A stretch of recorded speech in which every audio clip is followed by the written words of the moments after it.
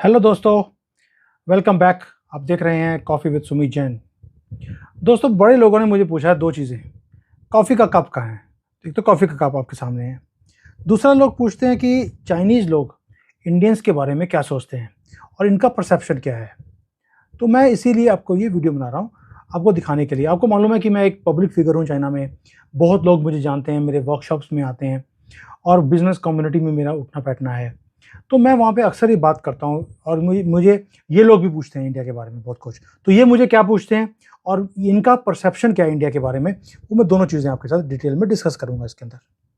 पहली बात तो ये कि जो चाइनीज़ हैं, ये अपना ओपिनियन जल्दी से देते नहीं हैं, किसी के लिए भी। और उसका रीज़न है कि क्योंकि यहाँ पे लॉज़ कुछ भी बोलने के लिए इतने स्ट्रिक्ट हैं कि अगर आपने कोई गलत चीज़ बोल दी, तो पुलिस आपको उठा के ले जाएगी और आपका पता नहीं लगेगा कि आप कहाँ हैं। तो इसलिए थोड़ा-सा ये बोलते नहीं हैं।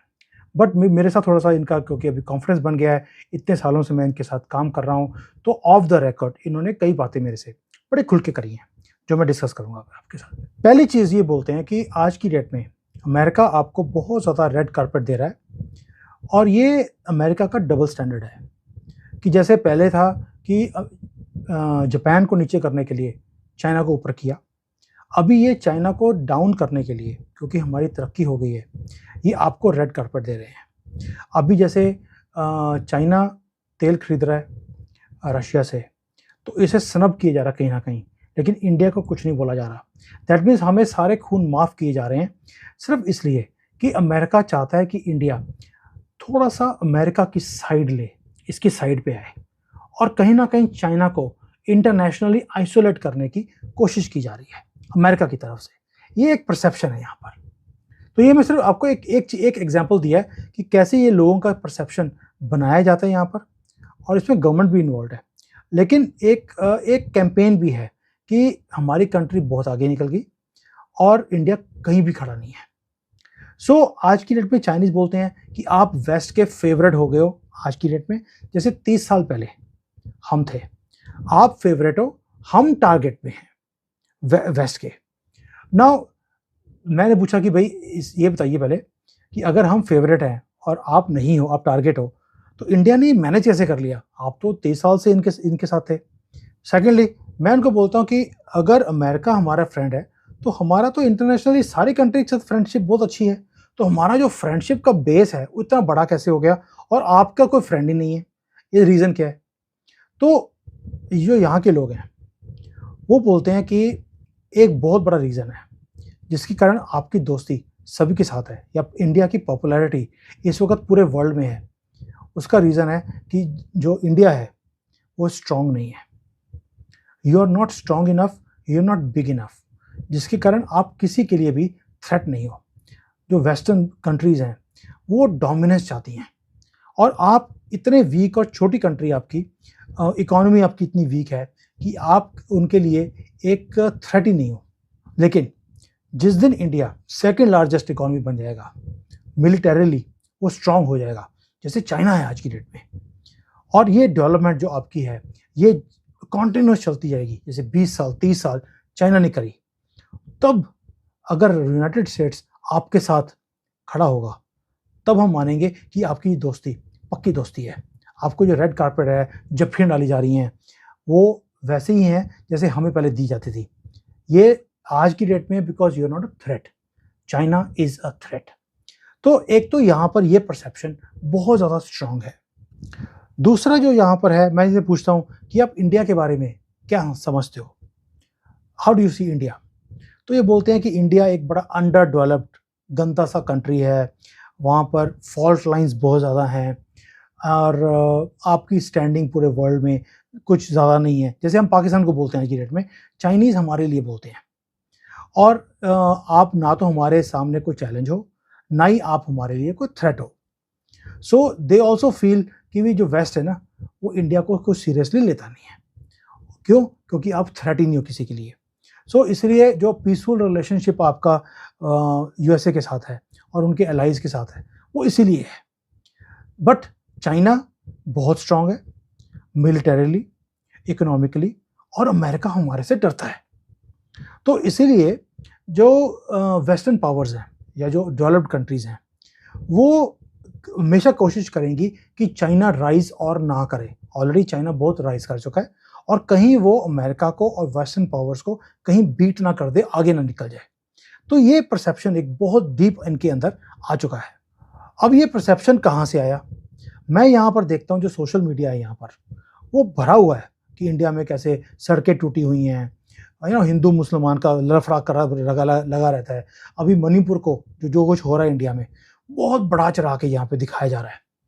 सो सेकेंडली, जब जैसे इंडिया में कोई रेप का केस होता है, एक रेप का केस होता है, उसे इतना यहाँ पे प्रोजेक्ट किया जाता है कि लेडीज़ इंडिया में सेफ ही नहीं है। या जैसे कोविड हुआ था, कोविड के टाइम पे मुझे याद है कि यहाँ पर रामदेव ने बोला था एक बार इंडिया में कि भी अगर आप गौमूत्र पिएंगे तो आपका कोविड आपको नहीं होगा। तो यहाँ पे दिखाया जाता है कि कितना बैकवर्ड कंट्री है, कितना गंदा कंट्री है, गंद पड़ा हुआ सब जगह पर, फॉल्ट लाइंस बहुत ज़्यादा हैं। तो जो इनका एक बिलीफ है कि इंडिया एक बड़ा बैकवर्ड कंट्री है, वो स्ट्रांग हो जाता है इनका परसेप्शन ये न्यूज़ देखकर, और ये न्यूज़ डेलिबरेटली यहाँ दिखाई जाती है। दूसरा एक और है कि जो यहाँ पर मूवीज़ दिखाते हैं इंडिया की, वो मूवीज़ भी वो दिखाएंगे जिसके अंदर हमें गरीबी दिखाई जाती है, वुमेन को बाहर नहीं जाने देते, या इंडिया को रिप्रेजेंट करने के लिए, जैसे दंगल में मूवी थी, तो वो चीज़ें दिखाते हैं यहाँ पर कि देखिए इंडिया में टॉयलेट्स नहीं है, वीमेन के राइट्स नहीं है, फॉल्ट लाइन्स हिंदू मुसलमान की हैं, all this kind of things which are negative. So अगर आप मुझे पूछेंगे कि जब कोई आदमी ऐसी न्यूज़ को रोज़ देखेगा, उसके अंदर एक सेंस ऑफ सुपीरियरिटी आता है कि देखिए मैं कितनी बढ़िया कंट्री में बैठा हूँ, मेरी कितनी साफ़ सुथरा कंट्री है। उसके कारण इनका जो सेल्फ कॉन्फिडेंस है अपनी कंट्री के लिए, अपनी गवर्नमेंट के लिए, वो बहुत बढ़ जाता है। सो अगर आप मुझे पूछें कि कैसे देखते हैं इंडिया को, ये इंडिया को बहुत गंदा कंट्री देखते हैं और बहुत अंडर डेवलप्ड देखते हैं और ज़्यादा रिस्पेक्ट नहीं करते। दूसरी बात, फिर ये कई लोगों को बोलता हूँ कि यार अगर अमेरिका ने आपको खड़ा किया, तो आज अमेरिका हमें भी कोशिश कर रहा है कि हमारे साथ खड़ा हो जाए, तो आपको दिक्कत क्या है? वो कहते हैं कि अमेरिका को कोई भी कंट्री विश्वास नहीं कर सकता, क्योंकि अमेरिकन विश्वास के लायक नहीं है। आप भी विश्वास नहीं करते हो। अगर आप एक ऐसा कंट्री जिसके ऊपर विश्वास नहीं कर सकते, उनके साथ ट्रेड कर सकते हो, कोऑपरेट कर सकते हो, तो चाइना के साथ भी आपका 36 का आंकड़ा है, तो हमारे साथ कोऑपरेट कर लो भी, हम तो आपके नेबरर्स हैं। लेकिन जब मैं उनको बोलता हूँ कि भाई आपने हमें बैक स्टैप किया था, आपने 62 में हिंदी चाइनी भाई भाई बोल के हमें बैक स्टैप किया, तो बोलते ना, यहाँ पर ये परसेप्शन है कि इंडिया ने इनके ऊपर अटैक किया इसलिए हमने सबक सिखाया। सो जो जिसको बोलते हैं कि एक ऐसा वॉरफेयर है यहाँ पर, प्रोपेगेंडा का, एक परसेप्शंस का, जिसको आप लॉजिक के साथ, फैक्ट्स के साथ आप जीत ही नहीं सकते। तो इनका हमेशा ये रहता है, आपने हमेशा हमारे से हार खाई है, क्योंकि वॉर तो एक ही बार हुई है हमारी इनके साथ, लेकिन इनके अंदर है कि आप छोटा कंट्री है हमारे से, and we accept it, we are 1/3 the size of China. China की ज़मीन हमारे से 3 गुना बड़ी है। तो इनके अंदर ये भी है कि हमारा साइज़ भी बड़ा, हमारी मिलिट्री भी बड़ी, हमारी इकॉनमी भी बड़ी, आप हमारे सामने कुछ भी नहीं हो। सो अगर मुझे पूछेंगे कि यहाँ पे लोग इंडिया के बारे में क्या सोचते हैं, तो मैं एक ही बात बोलूँगा कि यहाँ पे इनको इंडिया के बारे में पता ही कुछ नहीं है। यहाँ पे जब हमारे ऐसे लोग इनको बताते हैं कि भाई इंडिया ऐसे राइज़ कर रहा है, इंडिया ऐसा नहीं है जैसे आप देखते हो, कि यहाँ पर दिखाया जाता है कि ये रेलवेज़ हैं, इंडिया के रेलवेज़ गंदे हैं, उसकी छतों पे लोग बैठ के जा रहे हैं। अभी भी पुरानी फ़ोटो दिखाएँगे, जो हमारे कई पहले होता था ऐसे कांग्रेस के टाइम पर, लेकिन अभी ऐसा नहीं है। लेकिन इनके दिमाग में वही है कि यहाँ पे वो कास्ट सिस्टम है, सोसाइटी डिवाइडेड है। हेल्थ केयर के ऊपर बहुत इनके क्वेश्चंस होते हैं कि आपका हेल्थ केयर अभी भी ऐसा ही है कि आपके हॉस्पिटल्स के अंदर कुत्ते फिरते हैं। तो यहाँ पर ऐसी चीज़ें दिखाई जाती हैं, जैसे हमारी मूवीज़ में कई बार दिखाते हैं, तो इनके दिमाग में वो चीज़ें बहुत घर की हुई हैं। बट इन सारी चीज़ों में एक चीज़ है जो मुझे हैरान करती है, वो है मोदी जी की इमेज। और मोदी जी का इन्होंने एक निकनेम दिया हुआ है, मोदी लाओसियांग। उसका मतलब क्या है कि एक ऐसा लीडर जो सदियों में एक बार आता है और वो कंट्री को कहीं से कहीं ले जाता है ऊपर। तो इन्होंने मोदी जी को नाम दिया है। दोस्तों, मैं 20 साल से चाइना को जानता हूँ और यहाँ पे कितने सालों से मैं रह रहा हूँ यहाँ पर। ये किसी की रिस्पेक्ट नहीं करते, ये किसी को ऑनर नहीं करते, ये किसी को कुछ नहीं समझते। लेकिन मोदी जी एक अकेले वर्ल्ड लीडर हैं जिनको इन्होंने एक निकनेम दिया। इन्होंने किसी को कभी भी आज तक निकनेम नहीं दिया। तो ये एक परसेप्शन है कि Modi ji you are lucky. मुझे लोग बोलते भी यहाँ पर कि जो मोदी जी का स्टाइल है बोलने का, उनका जो प्रेजेंट करने का स्टाइल है, जैसे वो चलते हैं, वी आर वेरी इम्प्रेस्ड। और जैसे उन्होंने इंडिया को एक इमेज दी है पूरे वर्ल्ड में पिछले 8-9 सालों में, वो आपके पास ऐसा कभी लीडर था ही नहीं। And you should feel lucky कि आपके पास ऐसा लीडर है। ऐसा नहीं है कि वो कंपेयर करते हैं अपने प्रेसिडेंट के साथ, वो कहते हैं हमारा प्रेसिडेंट का और आपके प्राइम मिनिस्टर का कोई मुकाबला नहीं है। ही इज हमारा जो प्राइम मिनिस्टर प्रेसिडेंट है वो तो अबव गॉड है, कोई गॉड तो है ही नहीं।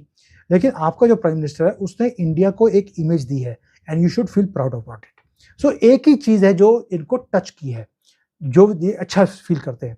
जयशंकर जी की यहाँ पे स्टेटमेंट्स को कई बार दिखाया जाता है, वो स्टेटमेंट्स जहाँ पर वो वेस्ट को, यूरोप को उनको आंख पे आंख डाल के जैसे बोलते हैं हम लोग कि उन्होंने जॉब देते हैं, तो ये इनको यहाँ पे अच्छी चीजें लगती हैं। वाली चीज कि आपने अपनी कंट्री के लिए पहली बार स्टैंड लेना शुरू किया। सो ये चीजें हैं जहां पर मैं देखता हूं कि एक डिफरेंस है। सो अगर मैं कंक्लूड करूं कि चाइना की जो लोग हैं, इनके इनके अंदर कोई भी गलत भावना नहीं है इंडियंस के लिए, इंडिया के लिए। तो ओनली थिंग इसकी जो परसेप्शंस है वो बनाई गई हैं थ्रू सोशल मीडिया, जो यहाँ पे देखिए ब्रेन वॉश करने का या सिस्टम चलता है यहाँ पर, उसके अंदर लोगों का दिमाग इन्होंने खराब किया हुआ है। बट एक चीज़ है, नेशनलिज्म। जब बॉर्डर की बात आती है, जब मैं बात करता हूँ इनके साथ कि भाई आप इतनी बड़ी कंट्री हो, इंडिया से 3 गुना बड़ा साइज है, फिर आपको इंडिया की जो ज़मीन है उसके ऊपर नज़र क्यों रहती है आपकी, तो भड़क जाते हैं। वो लोग जो मेरे बहुत करीब थे वो भी गुस्से में आते हैं, क्योंकि इनके अंदर ये है कि आप हमें तंग कर रहे हो क्योंकि हम बहुत बड़ी कंट्री हैं, और आप तंग इसलिए कर रहे हो क्योंकि आपको वेस्ट की सपोर्ट है। वो ये भी बोलते हैं मुझे कि आप इतने वीक कंट्री हो कि आपको कभी कॉड में चले गए, कभी नेटो में जाने की बात करते हो आप, सिर्फ इसलिए क्योंकि आपको पता है कि आप हमें अकेले हमारा मुकाबला नहीं कर सकते। सो ये चीज़ें हैं जो इनको परेशान भी करती हैं, तंग भी करती हैं, और एक सुपीरियरिटी की इनके अंदर बू भी आती है जब भी देखो आप। सो अगर आप देखेंगे कि हमारे रिलेशन इनके साथ कैसे ठीक हो सकते हैं, तो इनके हिसाब से एक ही तरीका है, वो है कि जो बॉर्डर का डिस्प्यूट है, हम इंडियंस इनके हिसाब से उसे सेटल कर दें कि जो चीज़ ये मांगे हमारे पूरे बॉर्डर पर हम इन्हें दे दें, तो ये सारा मुद्दा खत्म हो जाएगा। जैसे हम पाकिस्तान को बोलते हैं कि भाई आप पीओके दे दो, हमारा मुद्दा खत्म हो गया, वैसे ये बोलते हैं हमें कि आप हमें जो हम कह रहे हैं कि हमारा हक है हमें दे दो, हमारी स्टेबिलिटी आ जाएगी और पीस भी इस रीजन में आ जाएगी। बट एक चीज़ है कि मैं जो इंडियन मीडिया हाउसेस को बोलना चाहता हूँ, आपको जो बिके हुए हो, आई नो कौन कौन सा बिका हुआ है, मैंने वीडियो भी बनाया था इसके ऊपर। आप जो बिक चुके हो ना और इनकी भाषा बोलते हो, आपकी वो क्लिप्स निकाल कर यहाँ चाइनीज मीडिया में दिखाई जाती हैं कि देखिए इंडियन मीडिया कैसे मोदी जी को गाली निकाल रहा है, कैसे हिंदुओं को गाली निकाल रहा है, और कैसे ये कंट्री कभी भी टूट सकता है। तो मुझे आपके से एक ही रिक्वेस्ट है, ये बिकना बंद करो। इंडियन हो, इंडियन रहो। ये कुछ पैसों के लिए आपने अपने ज़मीन बेचे हुए हैं और चाइना की भाषा बोलते हो आप हिंदुस्तान में रहकर, शर्म आनी चाहिए आपको। और दोस्तों प्लीज़, ये जो ये एक्सपोज करते हैं इंडिया की फॉल्ट लाइंस को, और जो ये एजेंडा चलाते हैं, इन लोगों को एक्सपोज करना शुरू करो। मैं तो हर रोज़ कर रहा हूँ अपनी वीडियोस में, आप भी इसको एक्सपोज करो ताकि इंडियंस जागे इन चीज़ों से कि यार ये लोग हमें कैसे हमारे बदनाम कर रहे हैं, और हमें ये जो चीज़ें करते हैं वो बाहर की कंट्रीज़ के लोगों के दिमाग में हमारे लिए बड़ी गलत इंप्रेशंस पड़ती हैं, और फिर हमारे जैसे लोगों को जो यहाँ रहते हैं इन्हें फेस करना पड़ता है इन चीज़ों को। थैंक यू दोस्तों फॉर वॉचिंग। देखते रहें, शेयर करते रहें, एन्जॉय करते रहें, and keep on sending your request. मैंने आपसे बात करी थी कि मैं अब बहुत लोगों ने बोला कि बिज़नेस एक चैनल में शुरू करूं। अगर आप चाहते हैं कि मैं शुरू करूं, मुझे कमेंट्स में डाल के मुझे रिक्वेस्ट भेजिए अपनी। प्लस मुझे ये भी बताइए कि उस चैनल का मैं नाम क्या रखूं। जैसा आप नाम जो मुझे ठीक लगेगा सब में से, then I will keep that name and I will start that channel from you, but the request has to come from you, then I will start it. जय हिंद दोस्तों, फिर मिलते हैं।